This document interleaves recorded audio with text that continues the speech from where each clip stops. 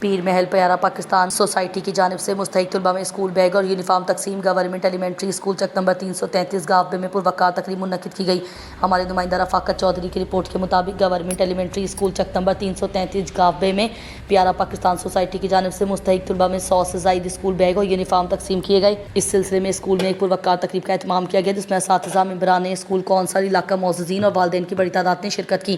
تقریب کے مہمان خصوصی ساجد محمود کمبو، پیارا پاکستان سوسائٹی محمد آصف، ریسکیو 112 ٹوبا ٹیک سنگھ، حافظ محمد امین ایڈوکیٹ اور جناب طارق حافظ، محمد عمران شامل تھے۔ ساجد محمود کمبو نے کہا کہ خدمت خلق انسانیت کا بہترین کام ہے، ہمیں ایسے بچوں کی مدد کرنی چاہیے جن کے والدین تعلیمی اخراجات برداشت نہیں کر سکتے، تاکہ یہ بچے بھی پڑھ لکھ کر ملک کی ترقی میں اپنا کردار ادا کر سکیں اور اپنے والدین کا سہارا بنیں۔ تقریب کے اختتام پر ہیڈ ماسٹر جناب عبدالجبار، محمد سعید نمبردار، عادل الرحمان بھولا صاحب اور اسکول کونسل ممبران نے پیارا پاکستان سوسائٹی کا خصوصی شکریہ ادا کیا۔